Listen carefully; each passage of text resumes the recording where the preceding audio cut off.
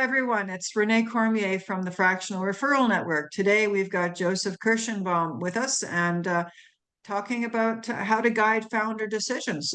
Joe's been a consultant for half his career and a founder for the other half. So he's founded 4 startups. He's had successful exits, including an IPO. And he's advised and represented Fortune 500 companies as a lawyer and with a major law firm.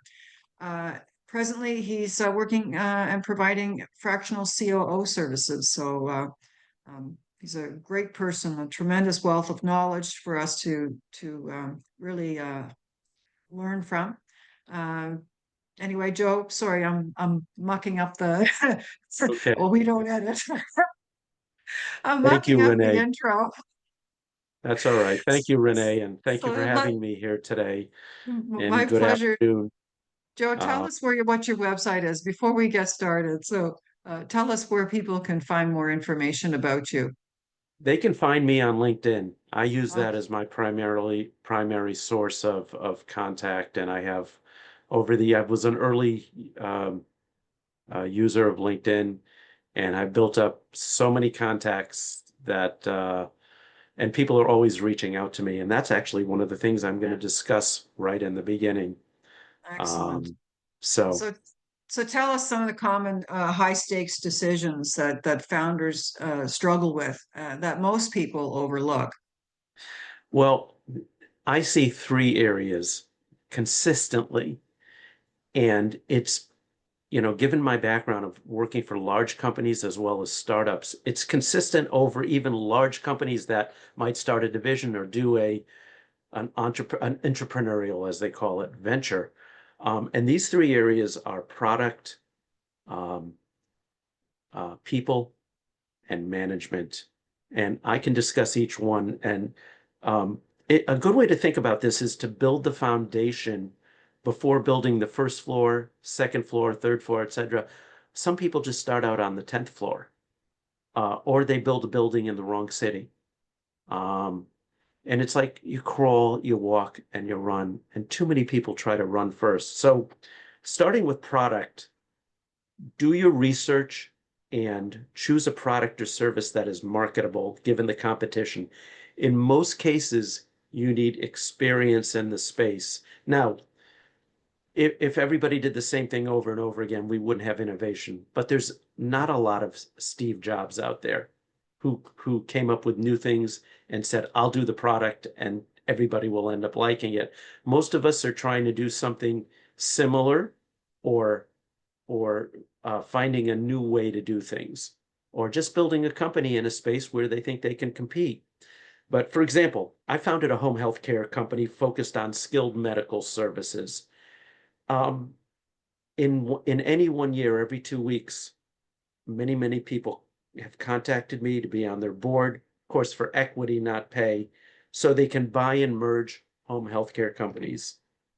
Um, these have ranged from auto mechanics to wealthy real estate developers. Almost all had no healthcare or merger and acquisition experience. And healthcare is highly regulated in the United States. It's difficult even for experienced operators. Further, acquiring and merging companies is a real skill. It takes expertise, including post-acquisition integration. Um, so it's really important to do something generally that you know something about, particularly in regulated industries. Um, each company I founded was in a different industry, and I didn't know about it. But I always partnered with someone who had domain experience. I used my general business knowledge and learned the domain as I helped grow the company. Um,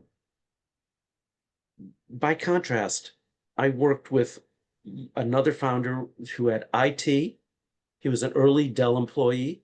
He had 4 years of insurance experience, and he owned 6 or 7 Wendy's. He used his money and bought franchises. So he had management experience. He was going to set up a novel insurance company using AI. He was a little bit early. We raised some capital. Unfortunately, had health and other personal issues and had to abandon the effort. However, he had experience, he did his research, and he was realistic in his expectations. It was all based on again, finding a product or service that was marketable given the competition, and he had experience in the space. Um, and as an example of a large company, for example, I represented a company that back in the 90s, they had about 3 billion in revenues, and they started a division to provide medical billing services. I didn't even deal with the lawyers. I dealt with one of the two founders, and they were primarily insurance, and they were expanding. So we bought medical billing services, and I bought over 2 years about 100 companies for them. And they bought them, and they had the original owners continue to manage them. So all over the United States, maybe even some in Canada, I think. And 2 years later, they said, "Oh, we're having a change of strategy." And they sold everything back. I did it. I sold everything back to the original owners because I basically was, Oh, in charge of the project as the lawyer for 50 cents on the dollar. So they didn't think it out first. I mean, that was a big change. They lost a lot of money on that. So it's really important to do your research, focus on a product or service that's marketable, and get experience in the space generally. The, and thing. the So there second was a area, second note. Yes, sorry, the, go the- ahead. oh, that's fine. The second area is people. Um, and by people, I mean advisors. I find a lot of founders don't set a realistic budget and hire the right advisors. It's important to have the right people on your team. And you have to spend money to make money. From hiring the right professionals to guide you to hiring the right internal people. I find far too many founders don't budget and they want to do things on the cheap. They try to be their own lawyers and draft their own documents. I mean, there's a reason why lawyers are expensive. They know things you don't know, and they know how to do things correctly. I've worked with a number of founders or founding teams in the past years that set up the wrong entity to raise capital. If you set it up correctly, there's tax advantages. Yeah, I even gave free advice to one person and told him to set up a C corporation because he wanted to raise venture capital. He went ahead and set up an LLC because it was less expensive. Um, that and when I found that out after giving him all this free advice, it's obviously frustrating to work with people like that. Um, Again, it's important to budget, set a variance, and hire the right advisors to guide you. And that means hiring the right lawyers, hiring the right CPAs, hiring the right fractional people if you need them. And successful companies don't attempt to do it on the cheap. And the third area is management. And it's especially in an early stage company, make sure you hire the right people for the right job. The appropriate early employees are critical to your success. Employee number 100 is not as critical. Um, but employee 1, 2, 3, 4, 5, they can make or break your company. And here's a good example. I co-founded a company, we raised capital, and the co-founder hired his best friend. Now, this guy was competent, but not at the level of a VP. Everyone on our team knew it and had to work around him. I mean, we succeeded in spite of him. And in fact, the company had an initial public offering, but it made it much more difficult. Um, Another example, someone I advised who built a $2 million offline business. He's a young guy, he's a go-getter. He hired the friend to write SaaS software so he could transfer to an online market, which was much bigger. He's got a New England regional business. He didn't hire a lawyer for his startup. So I had to tell him about work for hire agreements to make sure his friend had no claims to the software. He came back 6 months later and told me it was a mess. He should have hired someone who knew what they were doing. So again, that means doing your research, learning by interviewing, and determining a potential hire's qualifications. Um, Once you Maybe the hire real them, problem is in communicating with a founder, for example. what a high stakes decision really is. You know, they maybe they don't realize the how critical these basic decisions are. They don't know that they are high stakes decisions. They think they're just decisions. Correct? They think they're just decisions, but they're really important, each one. And I see these over and over again. Um, and once you hire them, managing people is the hardest thing to do in any company. I I always tried to hire people who work for themselves to their standards, not mine. Those are great employees. Um, and you know, one of the ways I motivated people was to hire the best people I could, pay them well, treat them with dignity and respect. Don't micromanage. I advise founders to do this all the time because it's worked for me as a four-time founder. And there's other issues that occur as companies grow, such as do you buy or build? Do you outsource or perform it internally? Or even do you look for an acquirer or keep building and grow the company? But in my experience, the most common and difficult decisions founders struggle with, that most people overlook, involve product, people, and management. Mm. Okay. Now, how can a fractional assess whether a founder is sort of stuck in tactical mode versus needing strategic support? Well, founders are overworked and there's so much to do. Um, you know, Indicators of a founder needing strategic support, founders that are overly involved in tactical details, they're bogged down in daily tasks and they struggle to delegate or delegate effectively. Now, the average small business in North America is $1 million or less because the vast majority of people can't delegate.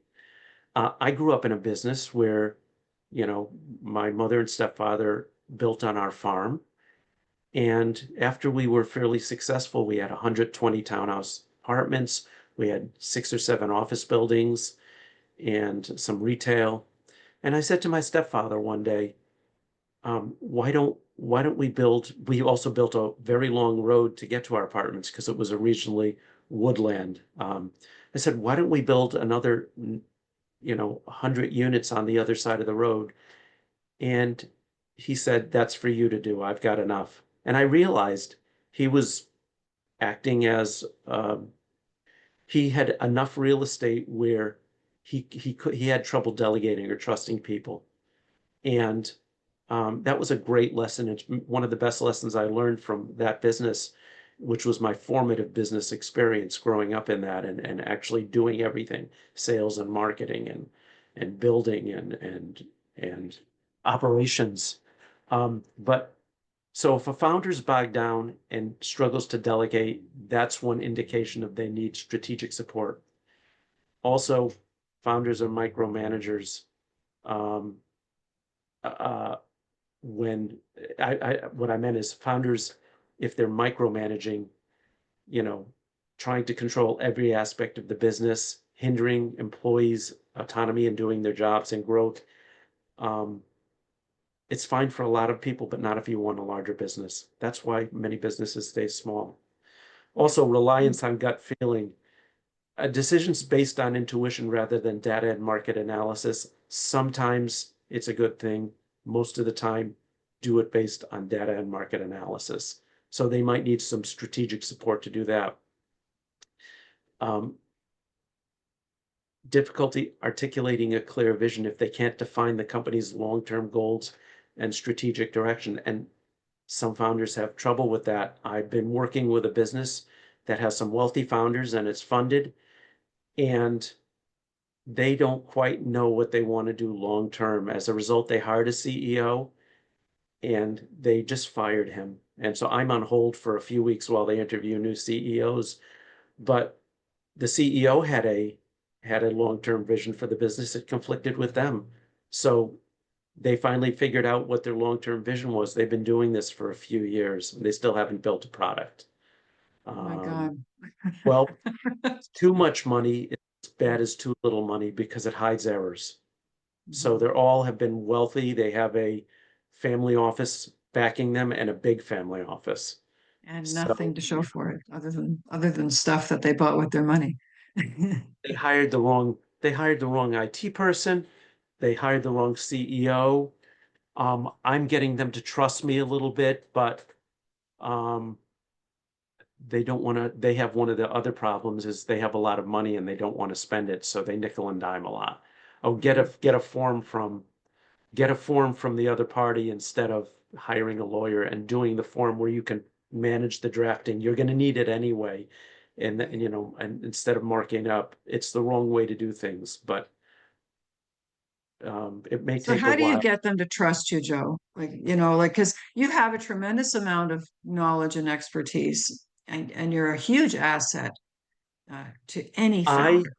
I'm very blunt with people, and I've walked away where I can't get people to trust me. Some people will not succeed because they stand in their own way, and that's what's happening with this company. They keep doing things. They could have been the 800-pound gorilla in this space, and now, what it is, it's a finance platform, and it wasn't really well defined in the beginning. They've hired the wrong people. They were supposed to bring me in last July, then in November. Finally, I got a call in December. Can you start tomorrow? They don't plan well. It's like do plan, then do. Don't do, then plan. And that's what I see that they're beginning to trust me more because what I've been saying for 4 months is what they're starting to do now. Um, so they're letting people go for a month and a half, and they're all fractionals while they look for a new CEO. I suggested to them, and I don't know if it'll happen. Look, you have a great team of fractionals.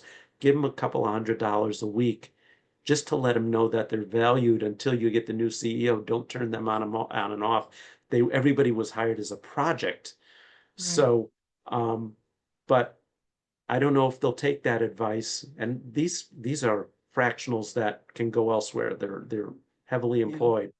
So they may have to build up the team again.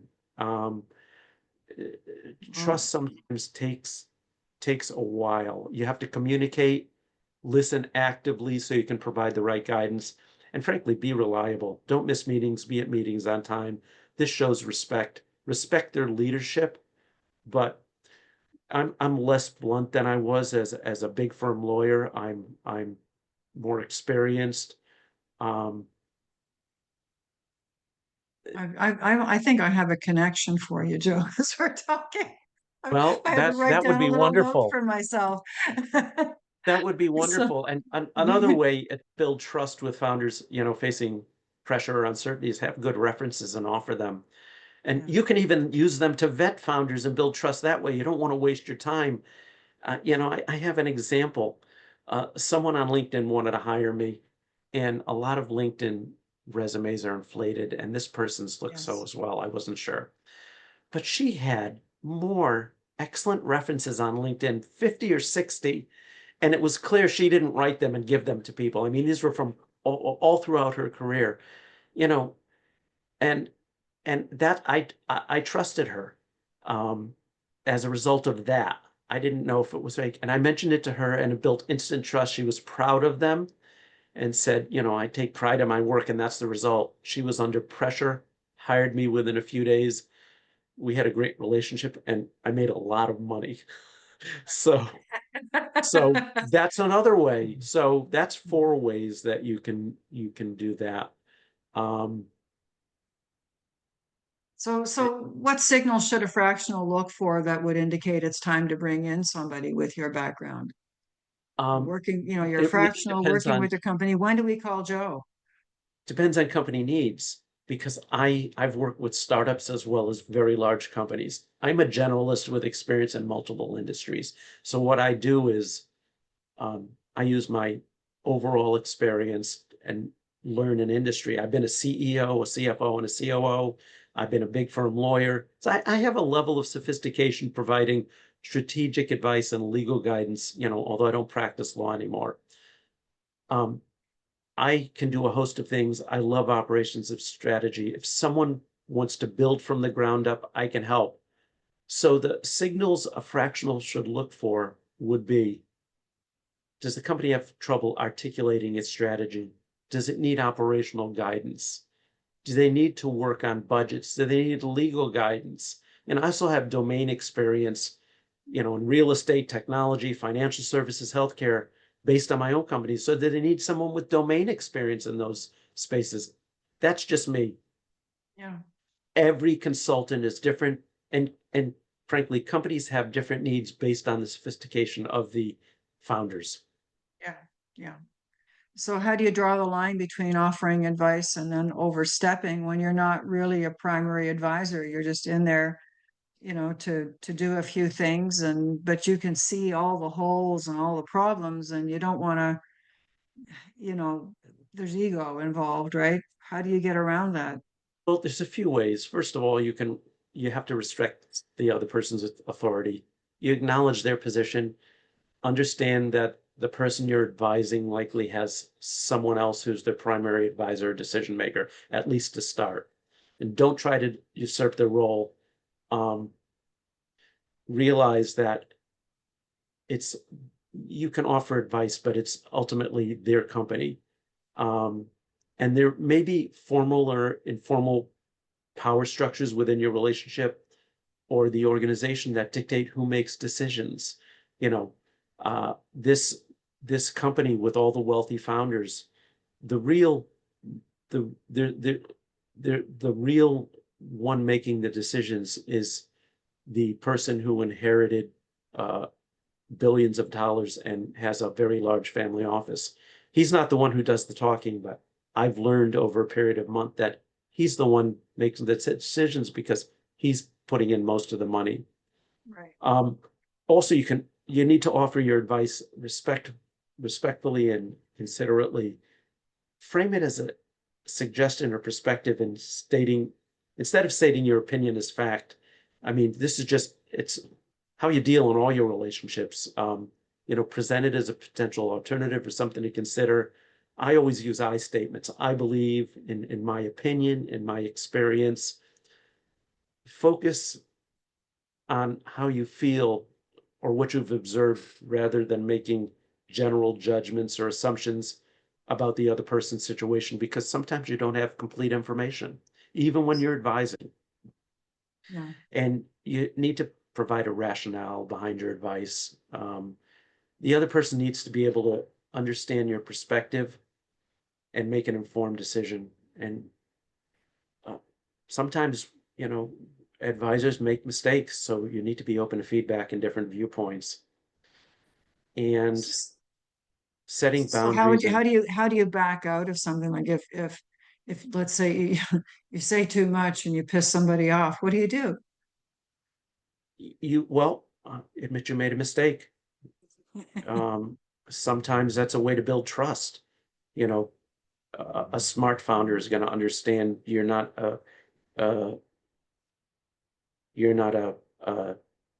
the be all of everything. You're not going to know everything. You might have, and circumstances change, strategies change, markets change, so that can affect the advice that you've given. I think it's important not to be defensive if someone else on the team disagrees with your advice or has a different approach. Um, and to that end, you need to set boundaries and manage expectations.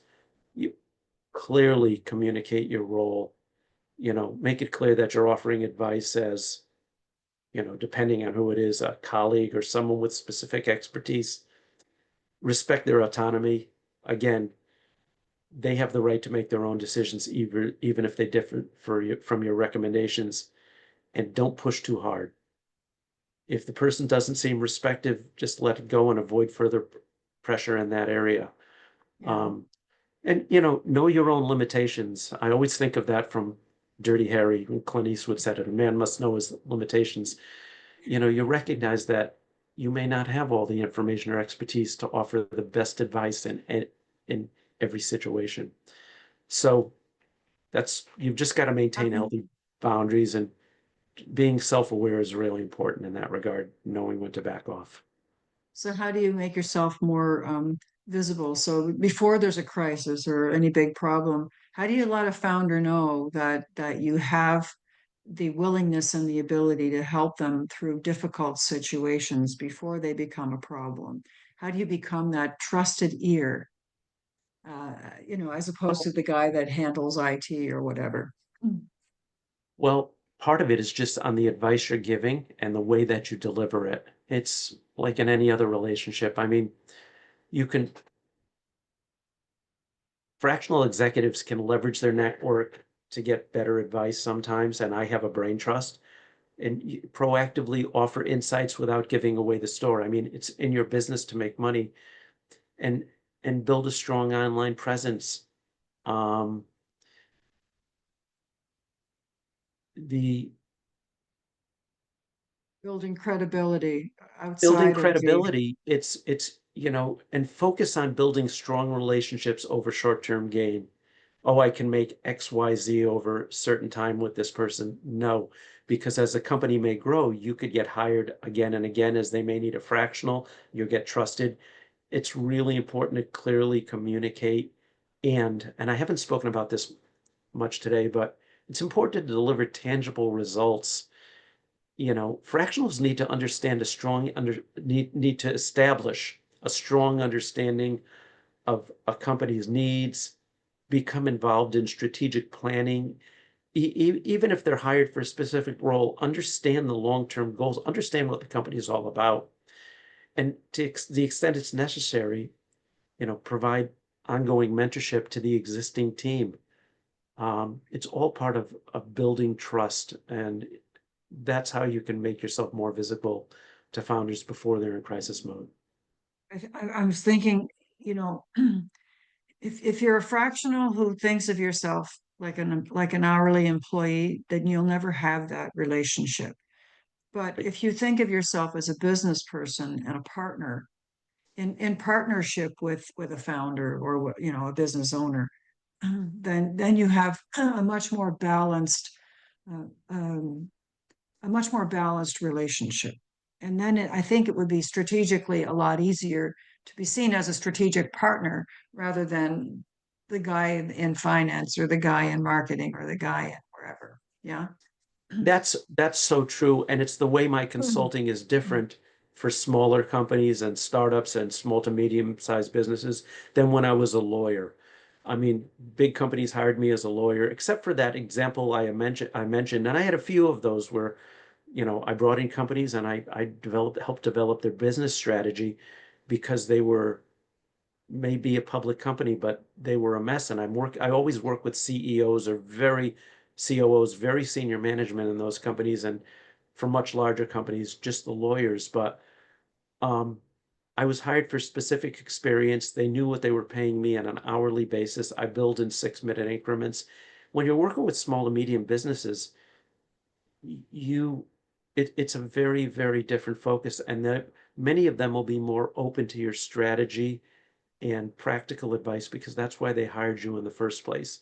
They're not they're not a big operating business with huge amounts of revenues, and they've got their legal budget, they've got their internal budgets, they hired one of the big four to do their accounting, so they know what it's going to cost them. Smaller companies, if you build the trust that I mentioned by communicating, being blunt, but being respectful when you're blunt, um, and positioning yourself as a trusted partner, then you're going to gain their trust. So again, as you said, focus on building strong relationships over short-term game like being an hourly worker. Yeah. Great. Well, thank you very much, Joe. It's been really wonderful having you here, and I really appreciate your time. I'm going to stop our recording. Renee,